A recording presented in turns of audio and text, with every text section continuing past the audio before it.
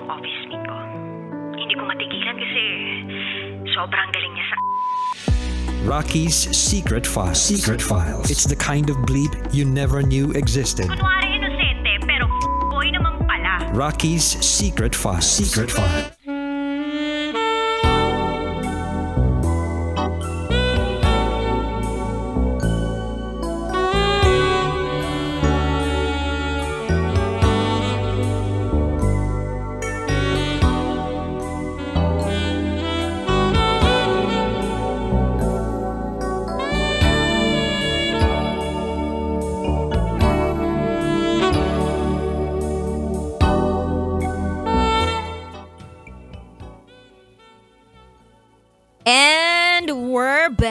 Kasama niyo pa rin si DJ Rocky. DJ TG.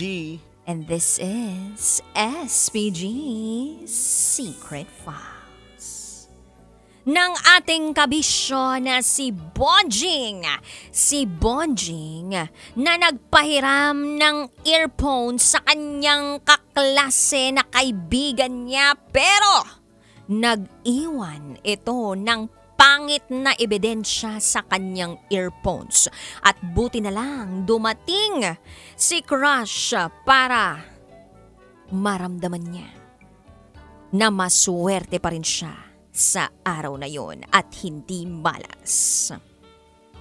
O TG, pakinggan na natin ngayon yung mga kabisyo nating nag-share ng kanilang mga thoughts, comments, suggestions, and violent reactions. Marami-rami sila in fairness. Alam mo kapag Friday talaga, TG, dito sa atin, dami talagang nakatutok. Buhay na buhay ang mga dugo. Buhay na buhay yung mga dugo. Pero sa pagkakataong ito, kumulo yung dugo nila. O, ito na. Sabi ng ating kabisyo na si Brian Mariano. Nandidiri ako sa SF ngayon. Ako laging naka-earphone pero never ko itong pinahiram. Bili na lang kasi yung iba sa tindahan. And by the way, nabanggit yung subject na algebra.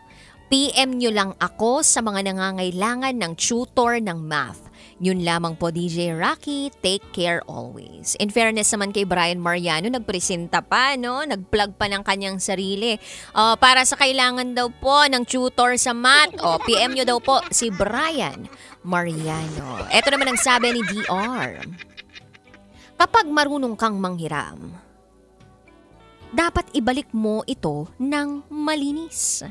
Kung malinis mo itong hiniram, ibalik mo ito ng malinis.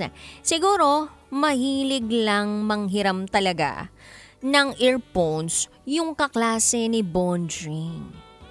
Gayunpaman, sana talaga ay sila na nung crush niya. And para naman kay TG, ready ka na ba sa Lunes? Dapat mahigitan mo ang kapugian ni Kim Chino, ha? Hindi ko kayang higitan yun. Yung kapugian ni Kim Chino. Yung kapugian, kagalingan ni Kim Chino. May kanya-kanya tayong ano eh. So ano na lang strength ni TG? Cute lang, tapos kayang titindig. Titindig. Yeah. Grabe talaga yun. Kailangan na may titindig sa inyo. Ako bahala dyan. Ibang klase talaga to si TG, no? Titindig. Talagang in-emphasize mo yung... Titindig sa mga pinaglalaban ninyo. Yan. Sige, abangan namin yung pagtindig mo. Eto naman sabi ni JP Babasa. Para sa sender, matuto na lang na wag basta-basta magpapahiram ng mga gamit na personal. Kung ganun lang din ang gagawin ng mga nanghihiram, ibigay mo na lang sa kanya. Imagine, sinoli ng mayema yung earphones mo. Ano kayang lasa nun? Bakit naisip mo to, JP Babasa, ha? Yun lamang po, mama. It's Friday. Ingat pa uwi from Tambay Love. Eto pa sabi ni Charles. Kadiri naman, hiniraman mo ng earphones tapos mag-iiwan ng tutuli. Hindi ba yun nag-cotton buds? So, sa case ko, laglag ko na dito yung kapatid ko kasi every time na hinihiram niya, pagbalik sa akin, sira na. Mas malupit naman din yun. Yung naninira ng hinihiram. Lesson learned, maglinis ng tenga bago manghiram para walang tutuli. Otherwise, maging strict ka sa mga gamit mo. It's better to be safe than sorry. Ito naman sabi ni Richard Ontuka. Happy listening sa lahat, DJ Rocky and DJ TG. Alam mo, kung ako dun sa SF sender, hindi ko lilinisin yung earphones ko. Titiisin ko muna yung pandidire, instead hahanapin ko yung kaklase ko na nanghiram at ipapakita ko sa kanya yon. Isusungal-ngal ko sa bunganga niya yung mismong earphones para malasap niya yung pait ng paghihiganti ng isang ape. May kasama din tong si Richard, no? Kasamaan. O, ito pa sabi ni Jobert Vertudazo. Magpasalamat na lang siya sa kaibigan niya kasi nang dahil sa pagkainis niya, nalinisan niya yung earphones niya. Bukod pa doon, nakita niya yung crush niya. Tapos niyaya siya na mag-mango shake. Nakalibre siya, nakascore pa siya sa crush niya. So, yun na lang yung pagpasalamat niya. Talaga ba? O, ito pa sabi ni Igop Motovlog. Good evening, DJ Rocky, at kasama mong si TG. As in, tigas. Oh, yun naman yung sayo. Tigas. About kay SPG Sender, laugh trip dun sa Yema. Buti na wala bad trip ni Sender kasi biglang nandun pala yung crush niya. Well, pa-shoutout na lang po sa anak ko na si Adrian. Lucky, happy 4th birthday. Lucky likot namin at happy monthsary sa amin ni Dershi. Yun lamang po, maraming salamat. At ang dami pa pong nag-comment sa ating SPG Secret Fall tonight. Pero parang lahat halos na mga nag-message sa amin, ang sinasabi nila ay kadiri. Ikaw ba, TG, nandiri ka sa ganun? Oo naman, makakita ka ng yema, tas ang dilaw pa, di ba? Buong buo. Ganito na lang. Paano ka ba dapat kasi maglinis muna ng tenga? Depende sa'yo eh. Depende. Sa'yo, anong ginagamit mo? Sa akin yung... ENT? Nagpapa-ENT ka pa? Hindi naman. Kala ko nagpapa-ENT kay... Uy may iba talaga diba nagpapa-ENT for the ears, ha? Sa akin yung parang yung pinapaapo yan. Ear candle. Ear candle. Oh my, nagpapaganon ka? Yung parang earwax, candle, ganon. Sabay na massage. Mga ano yan, once a month? Mga ganon, oo. Tapos every time na natatapos yung ganong session mo, mas magaan talaga kasi makikita mo talaga dun yung sobrang dumi talaga ng tenga. Kahit nililinis natin everyday, may natitira talaga. Which is kailangan naman talaga ng tenga natin yun kasi protection din naman yung wax. Yung dilaw. Pero wag mo naman padamihin na parang yema, di ba? Parang may bola ka nang nabubuo dyan na holen dyan sa tenga mo. I think it's magic sarap. Di ba? Ako sa bagay. Oy, pero alam mo yung gano'n na, masyado kang social doon. Hindi, alam mo, ano yan Oy, eto si TG aminin na natin medyo nakaluwag-luwag yung kanyang waist doon sa paglilinis ng tenga niya. Akala ko nga ENT. Kung ENT talaga, grabe ka na talaga. Dami mong pera. Pero for someone like me, like an ordinary person, dude, eto lang yung panlinis ko. Alam mo yung sandok? Oo. Yung maliit na sandok? Yung nabibili lang dyan sa mga bangke-bangketa tsaka sa may palengke. Ang sarap panlinis nyo.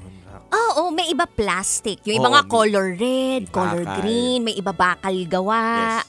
Tapos minsan kapag bumili ka sa Lazada or Shopee ng yung parang kit, yung personal hygiene kit, 'di ba? May scissors, 'di ba? Yung mga pang sorry pero sa ball square, 'di ba? Pag binall squared mo, 'di ba?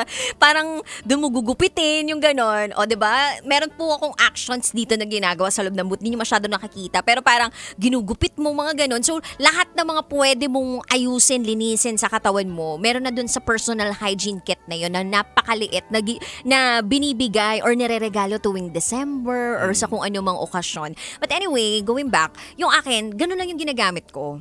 And ang nag-introduce sa akin nun, hindi ko makakalimutan tatay ko. Kasi siya yung mahilig talagang tumingin ng tenga ko. And eto dude, yung tenga natin, iba-iba yung posisyon niyan. Like, iba-iba yung posisyon niyan, iba-iba yung haba, iba-iba yung butas. Okay. Diba? Parang yung butas, hindi agad-agad, may ibang tao. Kapag tiningnan mo yung tenga, kita mo agad yung eardrums Pero may ibang tao na kailangan mo pa talagang parang pingutin or parang hilain yung tenga para makita mo yung mismong butas niya. So yung tenga ko ganun. Kaya yung tatay ko, siya lang talaga yung nakakalinis nung tenga ko. kumbaga dati, parang sabi ko, bakit ganun? Parang feeling ko nabibingi na ako, ganyan. Hindi nagigets ng iba kung paano linisin yung, ng mama ko, hindi linisin yung tenga ko dati. Parang hindi niya masyadong nagigets eh. Only my dad knows kung paano linisin yung tenga ko. Pero buti na lang kamo, as time goes by, syempre ngayon din na niya nililinis yung tenga ko, diba? Tsaka medyo malabo na yung mata ng tatay ko. Pero ngayon, na-realize ko na, alam ko na kung paano ko sundutin yung sarili kong tenga. Kasi mararamdaman mo naman yun eh, kung may masakit o wala. Ngayon, naiisip ko tuloy yung ating SPG Secret File Sender.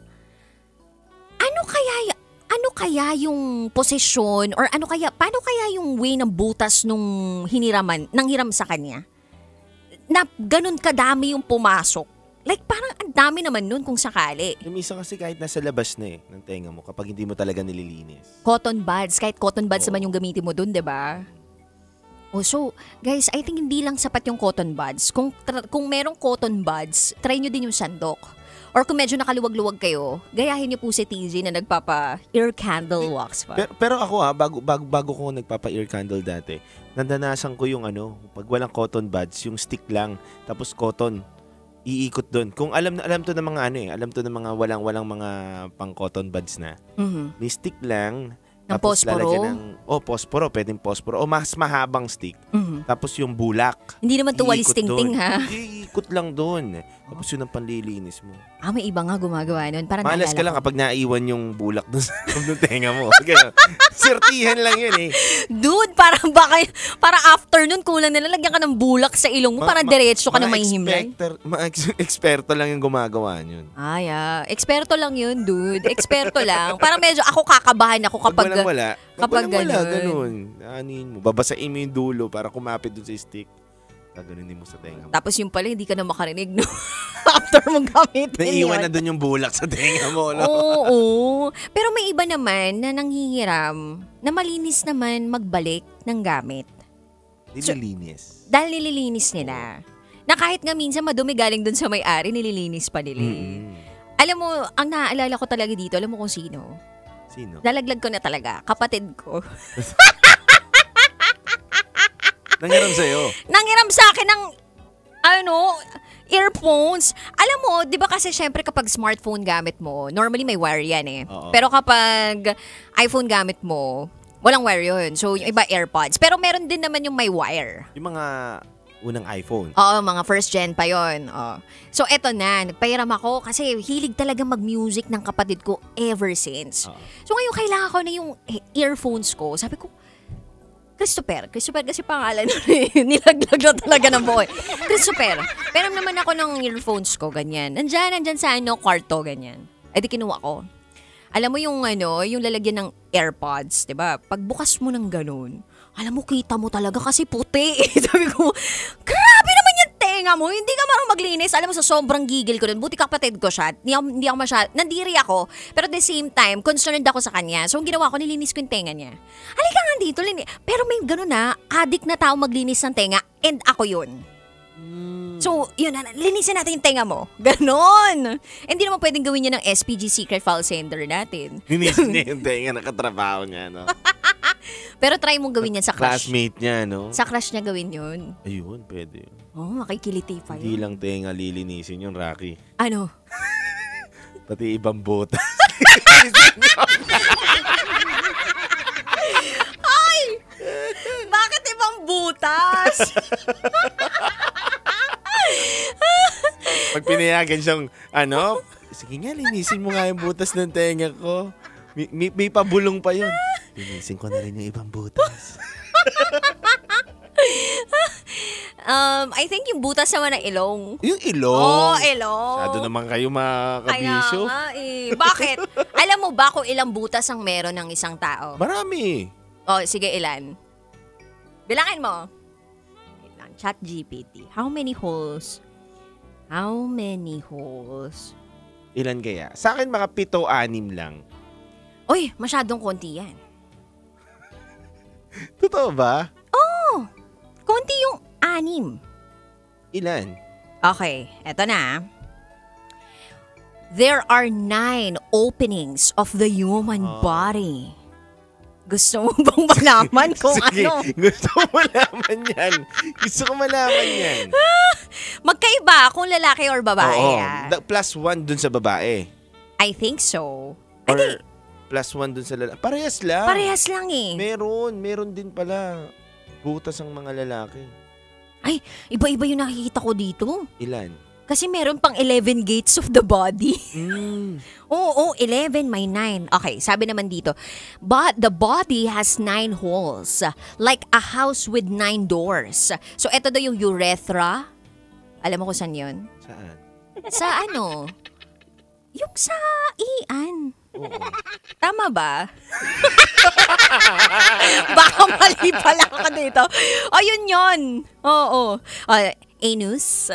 Yan. Mouth. Yan. Nostrils. Mm-mm. Eyes. Mm-mm. Ears. Mm-mm. And sa girly, alam mo na. Ayun. O kung lalaki, baka yun na rin yun. Oo. Oh, so yun po yun. Oh, yun. Madaming butas tayong pinag-uusapan dito. Para kinlaro ko lang po yung sinabi kanina ni TG. Nalilinisin yung mga butas. Ang dami palang pwede linisin, no? Dami. So, anong masasabi mo, TG, para dito sa ating SPG Secret File Center? Bilang ikaw ay napakahusay magbigay ng advice eh. Sige, bigyan mo na lang siya ng advice dahil sa nangyari sa kanya. Magpapayra pa ba siya? Hindi? O ano? Kasi lang, di ba, na hindi to bago sa pandinig natin. At lagi natin tong nararanasan. At minsan kahit din tayo nakakalimutan natin maglinis ng tenga. Diba? Ay, oo naman, oo. Buti nga sa atin walang hiraman ng earphones. Wala. Tsaka iba yung earphones natin. Headset. Oo. Diba? Hindi pumapasok dun sa mismong hole ng tenga. Totoo. Pero dati nag-earphones kami na gano'n na. Para lang sa akin, pinaka-importante syempre ang hygiene. Huwag mo naman ipaya ang bandera ng mga lalaki, di ba? Nakakahiya naman. Kung makikita ng kaibigan mo, classmate mo, katrabaho mo, yung dumi ng tenga mo na may yema na dun sa earphones niya, di ba? Grabe talaga yung yema, Parang hindi ako nagpabili sa'yo ng yema. Bakit sinuklian mo ko ng yema? Buti hindi pa color brown, no? Oo, di ba? Dilaw-dilaw pa lang. Dilaw pa lang. Hindi ba masyado luto? Hindi, yun lang. Siyempre, nakakahiya din naman. Manghihiram ka ng gamit sa tao tapos hindi mo aayusin o dilinisin na mabuti. Totoo. Ayan, ako agree naman ako sa'yo. Hygiene! Yan yung pinakamahalagang ginagawa ng isang tao sa kanyang sarili. Para iwas din turn off, diba? Yes. Tsaka it speaks a lot about your character. Yes. Diba? Kung madumi kang tao, then dumi mo. Diba? Kung malinis ka, malinis ka. Tsaka nanghihiram. Pag nanghihiram ka, always remember to give it back ng nasa maayos na posisyon, maayos na state. At higit sa lahat, kung pwede mo pang bigyan ng candy o kung ano mang something as a gift, 'di ba? Kasi nanghiram ka eh. Dapat parang lang yan konsepto ng panghihiram ng sasakyan. So kapag nagpahiram ka ng sasakyan, dapat yung magbabalik sa iyo na nanghiram, i-full tank yung sasakyan mo. Yung ganun ba? It's a common Kaya pa car wash, malinis, 'di ba? Yes. So ganun lang po 'yun. O linisin niyo po yung mga nanghiram ng earphones at kung kaya naman bili-bili na lang ng earphones. So yun lang naman, wala na kaming masabi pa dito na iba kundi maglinis lang po. Wag po tayong maging madumi kasi kadiri. Anyway, muna po kami BRB lang muna kami. As in bathroom break. Maglinis muna kami ng ibang butas. Charot! Uy, darot. Kasama pa rin si DJ Rocky. At DJ TG, dito lang yan sa 90.7 Love Radio. Kailangan pa bang i-memorize yan? Basic. This is SPG Secret Files.